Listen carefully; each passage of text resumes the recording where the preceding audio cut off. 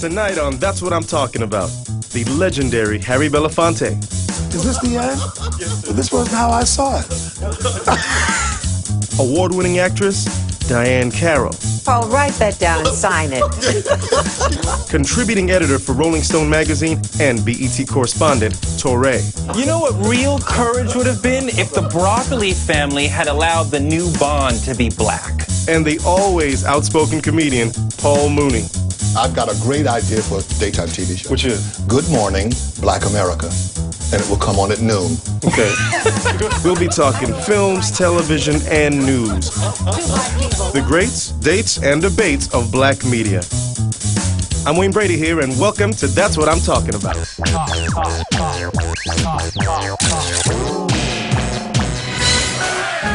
Things aren't as they seem. Now y'all must have thought that was funny. Places, please. Take one. Cut. This is the stuff that changes people. That's what I'm talking about. Hello, Wayne Brady here, and welcome to That's What I'm Talking About. Thank you folks so much for being here. The first thing that I'm going to throw out on the table is black or African American. Which one do you prefer, or should we even prefer one? If we're going to deal in truths, what I put down for race is stolen African. Do you? But don't forget nigger, the new nigger, that word that my generation embraces and loves. Yeah, but then there's people who hate it because of what they experience with it, and it conjures up demons. So. Yeah. Well, when we grew up, they used to, you know, Harry and I have been around for a long time, and used to say, as you were applying for you, I'm sorry. Go ahead. Speak for yourself. They said color? It asks for your color on your application for your driver's license, something. So I always wrote plaid. But I do believe that we must never get so involved in this conversation that we could just understand that that's a sort of camouflage. It's sort of to distract us from things that are important, like money. So why are we sitting here talking about, call me green. It's my favorite. No other group has been in a search for title.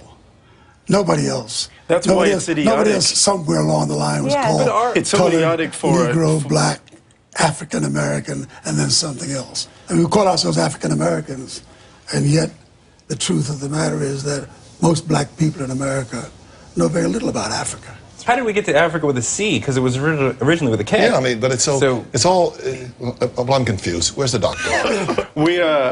Now I just wanted to throw out the African American and black thing just to see where we were coming from on that. So now we're going to move into TV. We're starting with the media. This is a list of our most influential black TV shows. Now I just put this list together. It's my top 10 list plus 2, so it's 12. At number 12, I have the Richard Pryor Show. Whoa. You already made a mistake. How could that be so low? How could you already bad? How can you remember me? 12? This is not number. This got to be in the top 3 at least. I understand 12. Can I just finish? You're too young. I've seen every episode. Could you let this man speak on? Can I just finish? 12 is good. This is great. You're about to give me a black eye. 12 is good. Put the pressure. I leave because Why got to be a black guy? Don't make a fuss till you hear what number 11 is. Thank you. All right. Yeah, that's my number 12. That's my number 12. At number 11, the Flip Wilson Show. Love Flip Wilson. I work with that. 10, You're talking Roots. turkey. Roots. I love Roots. The Jeffersons. Good Times. Julia. Oh, yeah. And that wasn't done just because she's right here and she's gorgeous. That was it's great. true. The check is in the mail. Thank you so much. The Cosby Show. Rock. ROC. Okay. The Arsenio Hall Show. I Spy. In Living Color. Yeah, I was on. Yep, that's me. And the Chappelle Show. Oh, that's me. Okay, I stand by my critique before. How is Richard Pryor 12th out of that list? Now, got to be in the top 3. First off, culturally, I would place the Richard Pryor Show and the Chappelle Show as bookends. Pryor's show made NBC so nervous. Rarely has a network been so wigged out. The network wasn't really frightened. They loved it because they had a life. Those execs, they were like zombies. When Richard came on, now they had a life. They could make decisions. They could get on the phone. They could order you around. We can't do that. The censorship. They suddenly become alive. Before Richard, they were zombies. They were the Walking Dead. It was like when I was back in the day when I was a kid and there were no blacks in commercials. And we used to sit around and they run by real fast and go, that was somebody black? You guys don't understand that we used to wait. Like this man here, we worshiped this man because we were males and we wanted to. When I went to the movies, I wanted to see me. But every black woman, we worshiped this man. Well, I'm sure. Yeah. Well, my mother. We had never seen anything like him before. Now you tell me. Yeah, now they tell you. Where were you then? Where were you back then? Yeah. But anyway, no, wait. ago. This was an image for us. You have to remember that we went to the movies. We saw John Wayne. We saw all these white men. Yes. But to get involved, I have to feel like I'm actually in the movie. When I see him in the movies. I'm very happy that you said that because, well, I've thought about this for years. I guess we've all thought of it because I thought for a long period of time that I was obligated to see any piece of property that involved black people. And the time came in my life when I said, wait a minute, should I still hold on to this sense of responsibility that I'm there and shelling out because it's a black project? And I think it was an enormous dilemma for me, but I would say in the long run, I really started looking for quality. So you felt the need to always commit yourself, whether it was as a viewer or as an actress, that I've got to get behind these black things because it's black and I've got to be there for black. But still, being black carries a responsibility. I don't care what you tell yourself, what denial, whatever you do. We were watching Dynasty. And people liked it. It was very popular, so popular during the day. I mean, during the night. When you came on, it changed it. Do you understand? Now, suddenly, there was somebody that was beautiful. Yes. There was someone who was wealthy. There was someone that would kick your behind. Right. You know. Well, let me explain something to you. When we were putting that together, they were kind enough to come to me to ask, how should we put this character together? And I said, I would like to be a part of who this character is, because I know the whole thing is fluff, and we're all there to have a good time and we're pretty close. But I would really like very much for you to write Dominique Devereaux exactly the same as you would write for a white male. I want her to be totally ruthless, absolutely no humanity. I didn't thank you for your present. And I want her to have no feelings about being a mother. If you do that, white males are like that. Well, that's what. But the beauty, especially the feeling about being a mother part. Told me to say that. But the beauty was also that she was wealthy, and with the Cosby Show again, that they were wealthy, and so there was this aspirational. But they aspect were all about one thing, and that was the business, the money. It was all about the money. And they were treacherous too. Yes, they were. Yeah, they were. And I didn't want them to feel, because they were bringing a black person into the show, that I all of a sudden had to be this wonderful human being. Yeah. When you came into Dynasty, you crushed walls simply by being there. Why, if you get to a certain place as a black actor or as a sports figure, why all of a sudden can you just not say, I've reached the mountain, but you then need to pick up the entire neighborhood and say, come on, I'm taking you with me? Well, why do you have to do that? You feel the response, the lineage is so clear. I would not have made it on CNN if you had not broken down the barriers decades before. Absolutely. And I can see you. I grew up watching you. I know. And even more than that, what Jackie Robinson did before that. And even before that, what Harriet Tubman did. There's a very clear lineage that we talked about in my home with my parents. So I know that there are all these people who pushed the rock up the hill. Right. And now I get to be at the top of the hill because they did a lot of that legwork before me. When you just said, why must we, once we have established ourselves as being present, why do we have the responsibility to have to bring everything else with us? I think you have that responsibility in part because that's how you got where you are. Somebody brought something into the room when they got where they were.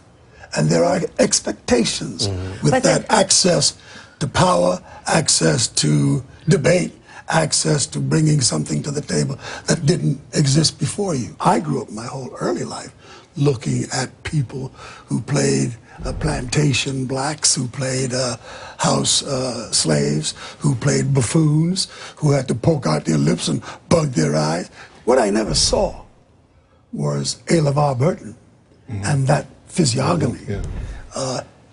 Saying something about struggle, saying something about aspiration, saying something about who they were and where Being they moved came from the background into the forefront. That's with what I content think and with shocked something. you. So you think so? You were not prepared for this man to be in the the phone forefront. calls from white friends every day when it was on. Well, you crying mustn't and have white apologizing. friends. It was I've told you about that. I'm so glad that we moved into that area.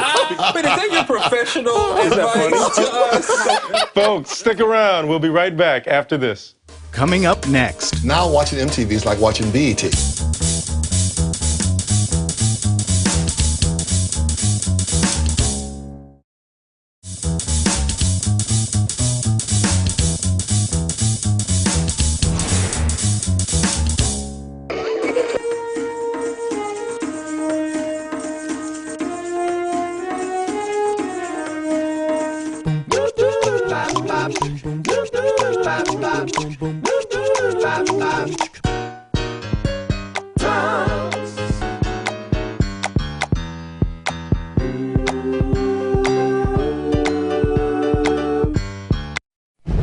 Now, I don't know if you folks know this, but a large percentage of the daytime television audience is black. I've got a great idea for a daytime TV show. Which is? Good Morning, Black America.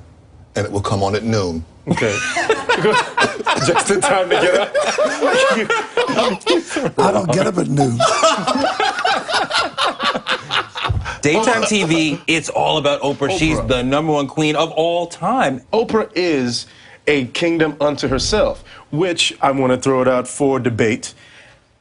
That is a good thing, and that is a bad thing. Well, but we've seen Oprah through, say, 3 generations of daytime TV. And it went from, it was semi-dignified when she started, then it became completely a circus, the Springer era, from Donahue to Springer. And now it's back, Springer is old now it's back to more confessional, a little more dignified. Oprah has remained a dignified television presence. Yes, she has. For all this time. That's amazing. I love Oprah. I love her because she tricked white people. That's why I love her. How she tricked white people? Because she came out as Aunt Jemima with a degree. And she cried and she honey child and she, Lord have mercy. They gave her $1 billion and she turned into Dorothy Dandridge right before their eyes. Yeah. She's thin. They thought they had a colored Paul, girl. write that down and sign it. They thought they had a colored girl. And she said, no, I'm a cover girl. I'll be on the cover of the magazine. No, she's fine now. Yeah, I love her. That's why I love her. I love Oprah. I'm sorry. But I think the whole point of the thing is, in daytime, with such a large percentage, there's so much revenue generated because of that. You would think that we would have more of a presence in the daytime. Let me just say one thing about that observation. Why isn't there more being pitched to that demographic? And I think that somewhere, those who sit down and study market moves, study where people are, study who spends, study them, there is a... Don't say spends and look in my direction. Sorry. I always speak to my right. But the point is that if those same forces felt that somewhere in midday television there was something to be extracted that spelled profit for them, black would not interfere with the choice. Well, we're certainly seeing that with the reality show era. I mean, you know, Being Bobby Brown, Run's House, there's tons of, and whatever you think of them, there's tons of black reality shows but now. on niche markets, though, I mean, MTV is huge, but it's MTV. Well, let's talk about MTV. They didn't want blacks on. The first 4 years. Yeah, they didn't want blacks. And they didn't even want Michael Jackson. He's whiter than all of them Michael put together. had to fight to Michael get was his a But video. I'm saying that they didn't want him. I'm saying he's whiter than all of them. Yeah. They didn't even want him on, okay? Yeah. And it's interesting to watch because now watching MTV is like watching BET. That's right. Which is almost black television. And so... ABET. Yeah. Well, it's a new day. It's a new day at BET right now. Come on now. Yeah, don't be naive. Anyway, Wow. I want us as a black people, for me, to represent us on all phases, on the news, on everything. You know, Right. we do things we die in, we sit in till we're not in, and then everyone else. Women get their part. I'm talking about white women. They get their part because of us, how we suffer. A white woman should kiss a black man every time she sees him, because without us, they'd have nothing. Well, it's also about how gay people have used the template of the black civil rights struggle to work their struggle. And everyone it's also has the done black power that. struggle. But everyone has done that. Why is that still so? Huh? Why is that I think it's still because of the so? black male. It's something about us. That's why we can't catch a cab. It's something about us. Are you saying that It's the sexual, fear yes, that James yes. Baldwin said is It's a sexual, always it is a fear. is fear, still there? but also the fascination with black and men. fascination. There's That's both exactly what those it is. things, Yes, it and is. often at the same time. Yes, I know that's true, and I know Harry knows that's true too. He's frightened them to death, and yet they couldn't take their eyes off. They Right. wanted, you know, his presence. Coming up next. What if you and Sydney and you had said, I have to coon it up too?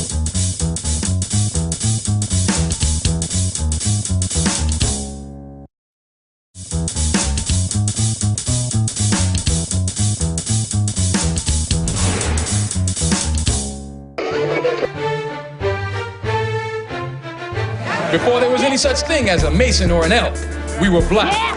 Before there was any such thing as a Jew or a Christian, we were black people.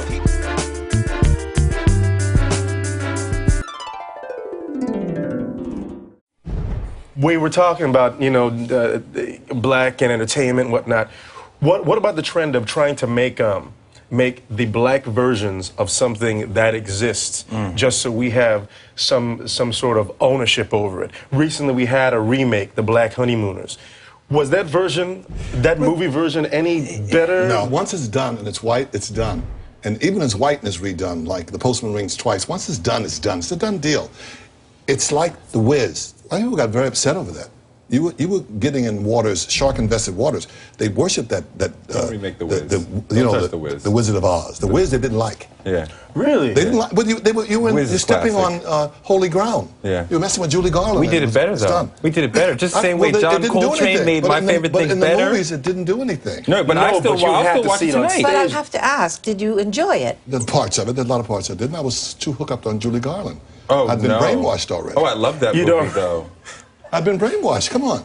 I love the I movie. kept looking for Love Julie the Garland. soundtrack. If you have a work that is so distinctive Right.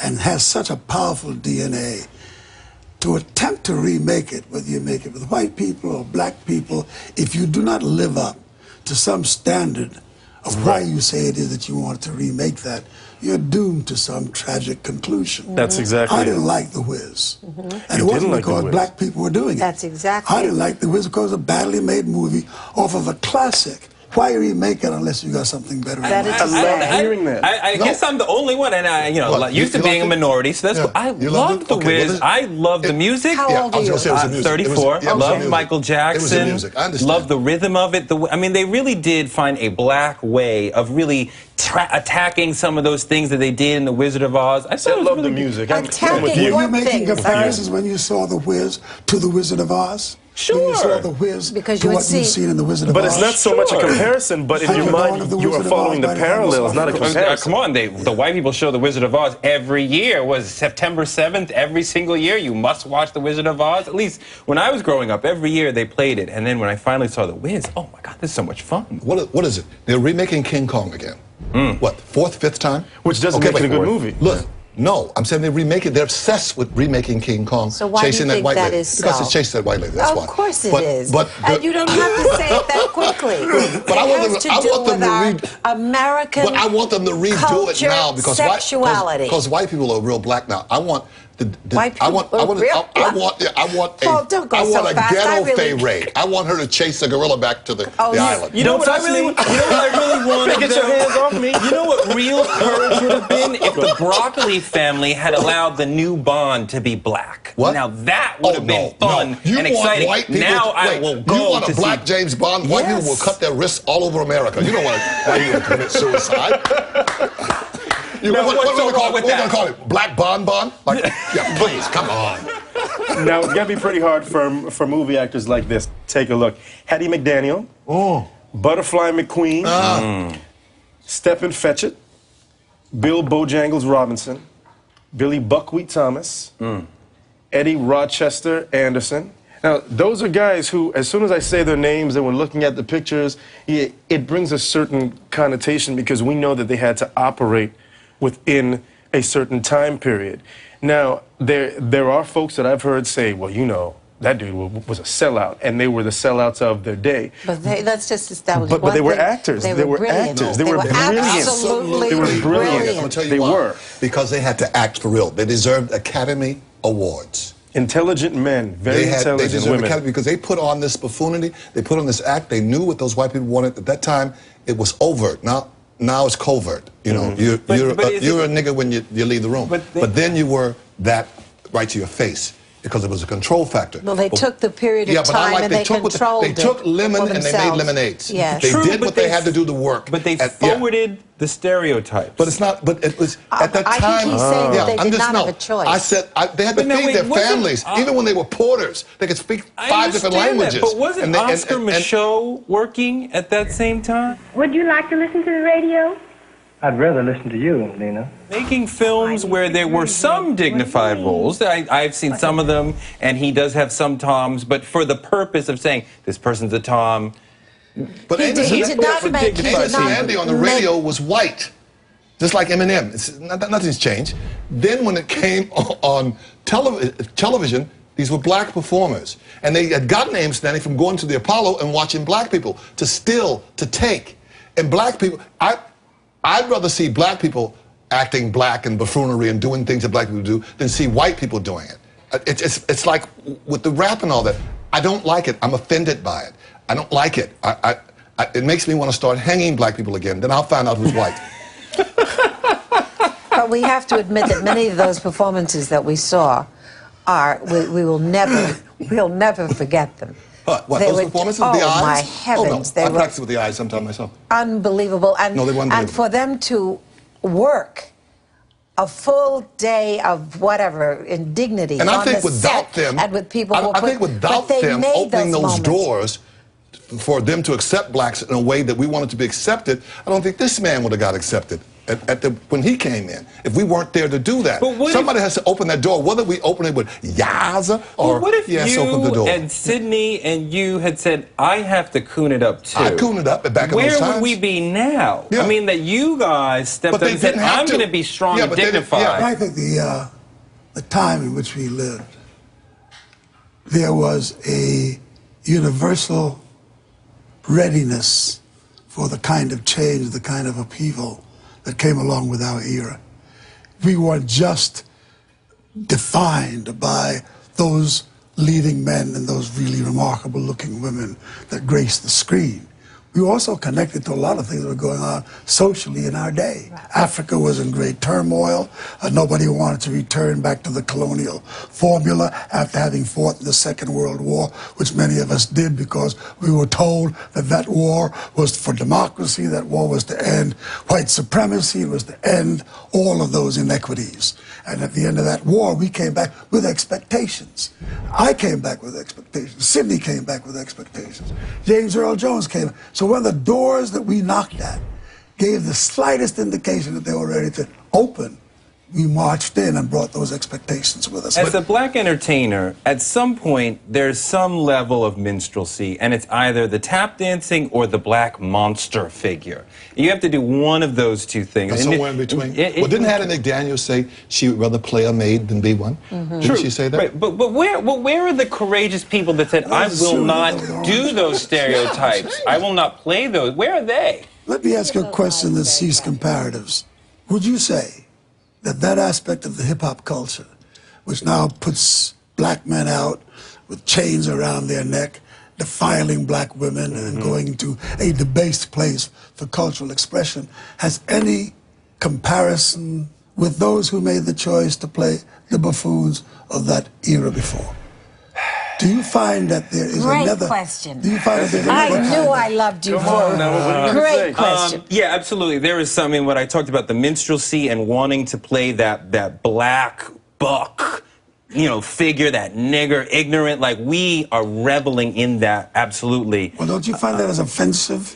Well, no, because it stands in contrast to the weak Negro that we saw from the 50s, that like the men that we just saw. It stands in stark contrast. We're not taking anything. Now, it's an ignorant figure at the same time, reveling in his exploits in the street. So you say as long not as necessarily right. We can suspend our morals. No, not at all. But also, part of the hip hop generation has many problems with the men's relationship with women, right? But large part of that is because many of our fathers not mine, but many of our fathers, abandon us. We grew up without a father in the home. Okay, how do we relate know to that, women? We don't even know. But I actually think that the whole hip-hop, all of this, is a backlash from the civil rights movement and from the movement. We never followed that through.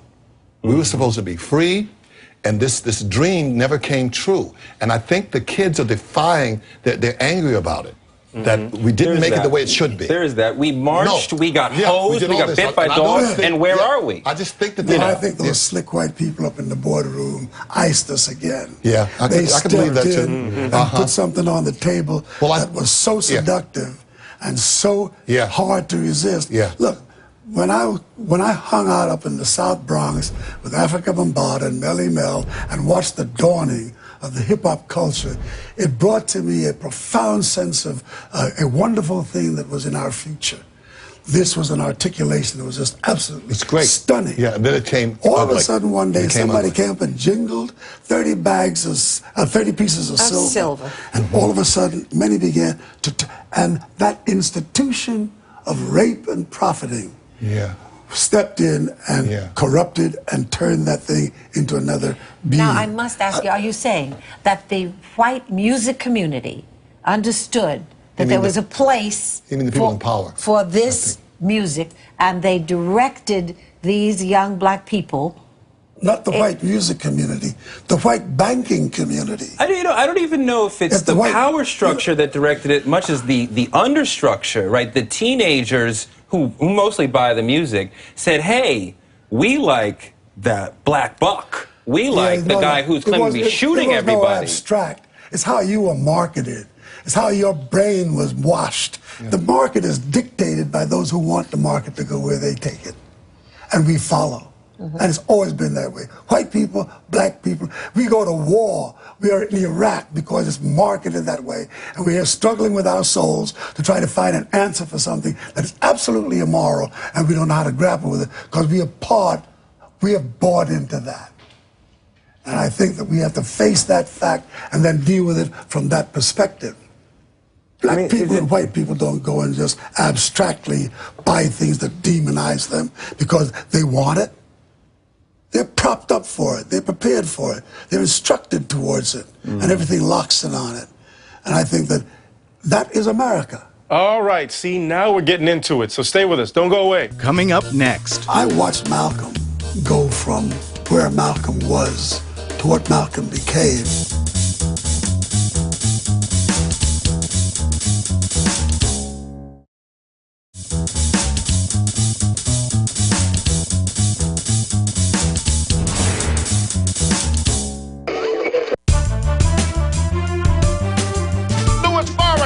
Is our leader.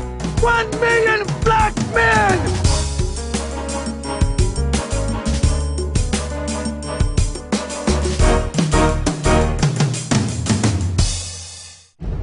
Are black people informed enough about what's going on in the world? I mean, I think in general as Americans, even after 9/11, our concern, our thoughtfulness about the rest of the world does not really exist. We think about what happens in America, and then, you know, if the Negroes riot in Paris for 7 days, then we start to pay attention. But for the most part, we only pay attention to what happens. But that's not racial. That is, all of America is so just American-centric. And I just think it's not enough action. I think that's the problem. I agree with that.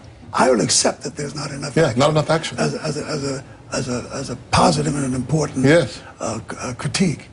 But I have to tell you, not enough action is not just at the doorstep of black America. Oh, I know that. Or brown America. Yeah, I know. I think it's an American flaw. Now, they march on Washington.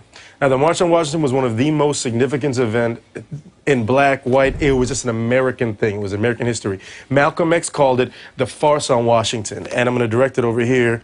I watched Malcolm go from where Malcolm was to what Malcolm became. And there was a decided shift from where he started in his passion to where he, at the time when his life was ended. The same exact thing with Dr. King. Dr. King's steeped relationship to his ministry and the religion from which he emerged was decidedly more militant by the time he came to the time when he was taken away from us. The March on Washington was black-driven experience that changed all of America to make America become closer to the dream that we say we want this nation to be. Another thing that we'd like to bring up right here, remember the silent protest at the Olympics. Now, there are two important lessons here. I was just thinking. One, you have to have the courage of your convictions. And two, to have that, you have to be a winner. Because if they would have come in fourth, no one would have cared, because they would have been doing that off the sidelines. But also, off to the side. working the media, a powerful visual statement. It was powerful. I love that. That's like Jesse running when Hitler was there. What's his name? Owens. Jesse Owens. Yeah, running. I love all that. That's that black kind of drama I love. Drama is exactly working the media, making a powerful visual statement. Black fist, not go out and do an interview. Better than right, just stand there. Powerfully. Yes, sir. This picture has just displayed a metaphor that you have alluded to by saying they could never have had any significant impact if they had not been at the top. Exactly. That is precisely why just being an actor is not enough. If you're at the top of the game, you have the capacity to make an impact. And the question is, have you... That's her version of the black fist. And you had the nerve. No, you had the nerve to get up and dance. I'm sorry. That could get you shit overseas. You're right. But I think that when black people achieve, as any person from minority, when a Jew achieves, there is an expectation from the tribe that somehow you got where you are because somebody paid the price to get you there. And that when you do get where you have access and a voice and the capacity to influence, that you would somewhere in that power use aspects of it or portions of it to reach back into the plantation and reach back into the suffering of our group and lift it up. I completely agree with you. It's what you do with power. It's what you do with power, exactly. And how do you apply it? Would it make any difference to you if at some point you saw Denzel Washington striking that pose? What would it mean if he did? It would be polarizing. It'd be great. But wait, but all this is, I mean, this is a black power salute, right? Absolutely. And when Denzel won the Oscar, when he won the Oscar and gestured to Sydney, and that to me was the same thing in Hollywood as this, that continuity, black power, we are together, I see you, you're part of my struggle, I'll carry forward, somebody is coming next. It was absolutely beautiful. It was a lovely moment in our history. Absolutely. I was happy that the motion picture industry had produced that moment finally for themselves. I'm going to flash some more pictures, and then I just want to get your take on it. The Million Man March. One of the things about the Million Man March is, depending on how you felt about it, if this Million Man March was happening, some other black men might look at you like you were crazy if you weren't there. No, only 1 million people could go. And that was it. I didn't make it. I was there.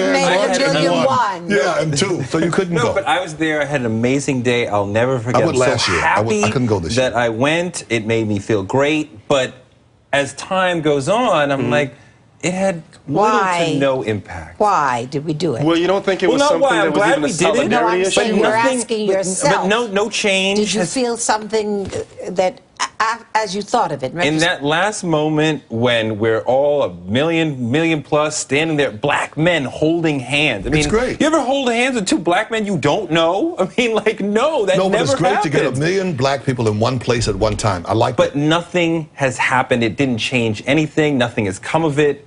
You know, I mean, at least the March on Washington, they could look and say, look, that had a huge impact. Moment.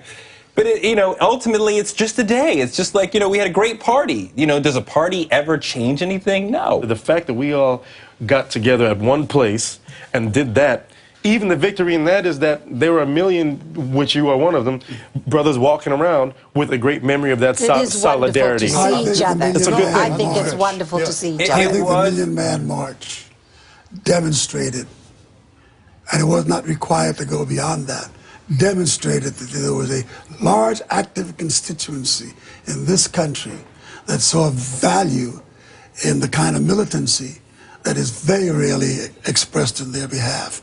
And I think that with Farrakhan and what was said, he didn't talk about burning down he didn't talk about burning down the nation. He said, let us rise up and let them know that we exist and that we have a sense of responsibility for family. All the things that were not being said were reflected at that moment. It was not created in order to have an ongoing agenda. I think the second one, which just took place, was the Million More Peoples coming together, was the first time that this movement and this grouping started to put things on an agenda for activism and for future application. Do you agree then, you know, that when Kanye West made a statement that I know a lot of folks freaked out. That he didn't like black people? Care about black people. He was saying that Bush and the government didn't care about black people, and that's why no one was moving. They took a survey during Katrina. They took a survey, and they said that 98% of white people in America say Bush does like black people. It's us that don't like them. I went to the airport, and they said we're on orange alert. They say that out loud. I go, good. I'm on white alert, and I'm not getting off it. We're going to go ahead and take a quick break. We'll be right back. Since we go to break, please. Coming up next. We are a product of the segregationist era, and you are not.